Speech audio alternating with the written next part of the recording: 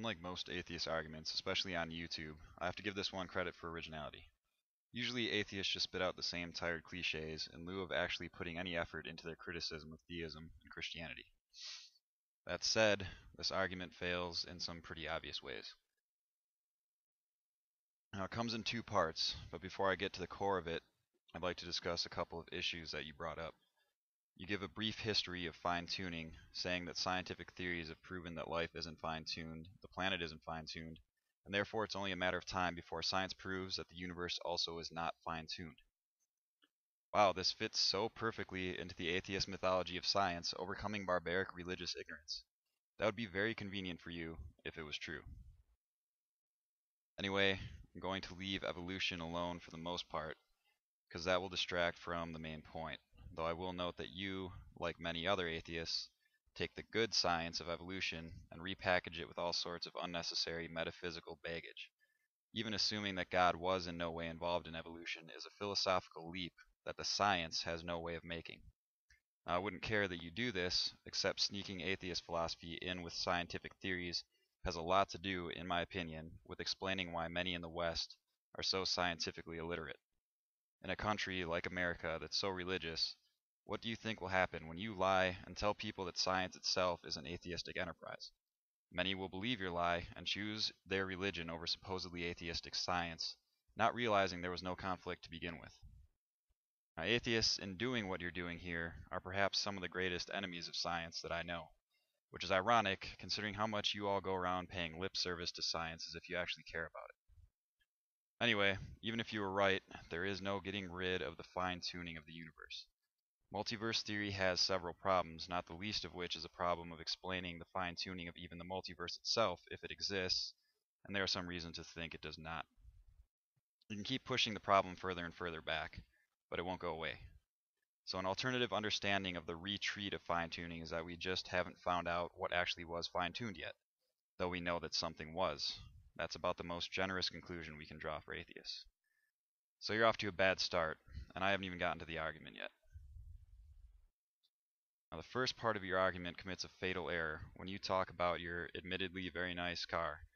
You say your car was fine-tuned by Lotus due to physical limitations that forced them to build it just a certain way in order to get the best performance out of it. You call these physical limitations external restrictions.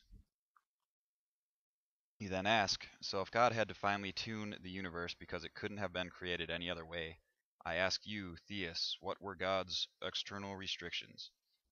See, you're already way off the track. You used your car to prove that the end result is attained at a cost because of physical limitations. So what were God's external restrictions or limitations? Well, based on your example, there were none. The physical laws themselves that made it so difficult to finely tune your car wouldn't affect God because he's the one creating those very same physical laws. Now you say, only external restrictions cause the need for fine-tuning. Well, obviously not, because if we follow your line of thought, then even asking the question of what the physical limitations, or external restrictions as you call them, were when God created the universe presupposes that there were no such limitations. If there were any of those limitations, it could only be because the physical universe exists, in which case God didn't even need to create it. So I think you're confused about what you're asking here, because looking at the logic more thoroughly shows that you're contradicting yourself. You asked, what forced God's design in the same uncompromising way that our designs are forced? Well, obviously not physical limitations, because we're presupposing that the physical universe, including physical laws, needs to be created. I would say the end result is what causes the need for fine-tuning. God could have created any kind of universe he wanted, but because he wanted to create life, he had to create a universe capable of supporting life. We could respond to this, well, so then he was restricted, to which I would say, yes, he was restricted by logic. God cannot create a universe that supports life and that doesn't support life at the same time. But so what? Even that statement doesn't make any sense, so why should it be a possible state of affairs? So all of your examples so far of external restrictions don't apply, and your entire argument has already fallen apart, and I'm less than halfway through the video.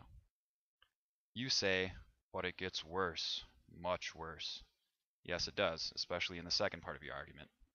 You give this syllogism. 1. External restrictions impede creative freedom. 2. Lack of creative freedom impedes the intended result. 3. Therefore, to better achieve the intended result, it is better to have fewer external restrictions. Actually, since we've already established that God had no external restrictions as you define the term, we can flip this logic into an argument for the perfection of God's creative freedom. By adding 4, only external restrictions can impede God's creative freedom. 5, God had no external restrictions in creating the universe. 6, therefore God had unlimited creative freedom, which leads us to 7, therefore God was able to freely achieve his intended result. And so by using bad logic and poorly defined terms, you've actually given an argument that draws us to a conclusion that is exactly the opposite of your intended result. Maybe when you created your argument, you had too many external restrictions.